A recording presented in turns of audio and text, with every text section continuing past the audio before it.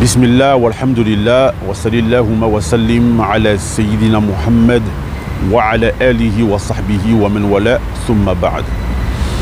Dans notre entourage, je pense que l'on connaît tous une personne qui malheureusement, ça fait des années qu'elle cherche à se marier.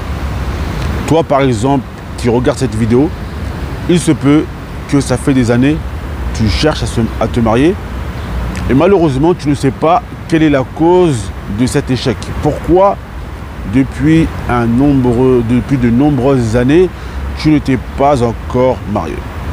On dit souvent c'est le maktoub, c'est le décret, c'est Allah Azza wa Jal qui a voulu. C'est vrai, on ne peut pas mentir et dire que ce n'est pas le décret. C'est Allah Azza wa Jal qui a écrit toutes choses.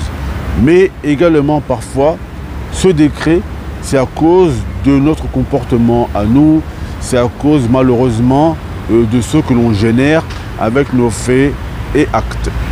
Et parfois, il suffit juste que l'on change un peu et puis Allah Azza wa Jal, il va changer notre qadar et on va réussir à faire ce que l'on n'arrivait pas à faire.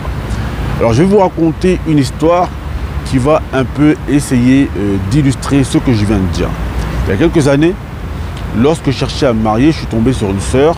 Alhamdulillah, sa famille et moi, on s'était entendus, la sœur également et moi, on s'était entendus pour le mariage. Et comme on était en période hivernale, la famille de cette sœur m'a dit, écoute, on préfère que le mariage se fasse en été. Comme ça, on pourra inviter toute la famille et les festivités pourront se faire dans de bonnes conditions. Donc j'ai dit, il n'y a pas de souci. En été, moi, ça me va. Alors pendant cette période de transition, donc, un jour, je reçois un appel de la sœur en question.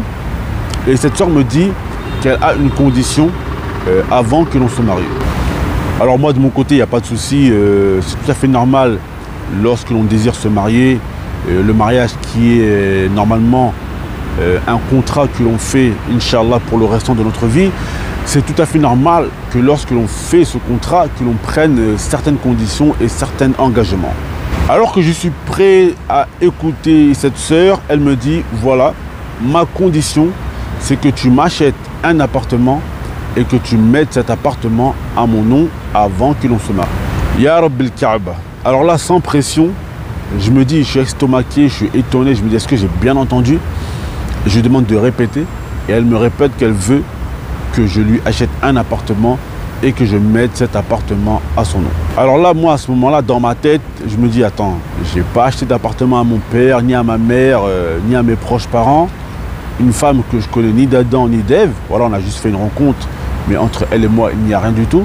Et elle veut que je lui achète un appartement et que je le mette à son nom. Alors bien entendu, je lui ai dit ma'as-salam, j'ai dit salam alaikum, j'ai laissé tomber cette affaire. Et quelques années après, voilà, alhamdoulilah, moi je me suis marié, etc.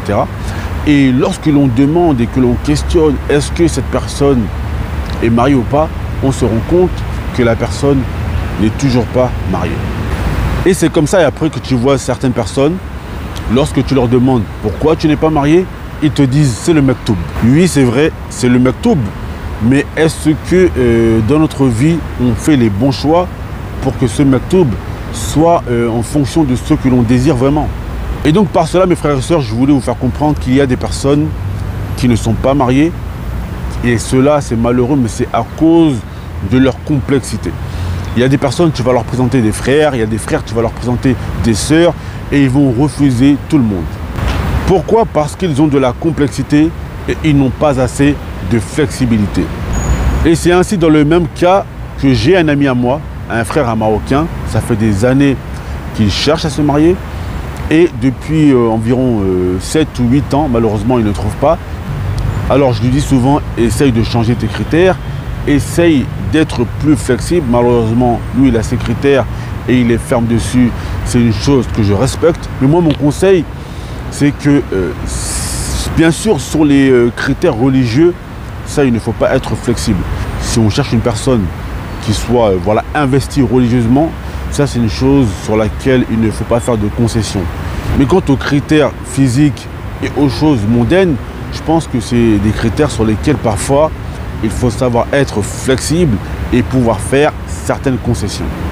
Donc toi qui regardes cette vidéo et qui n'est pas marié et ça fait des années que tu cherches à te marier, pose-toi la question au fond de ton cœur.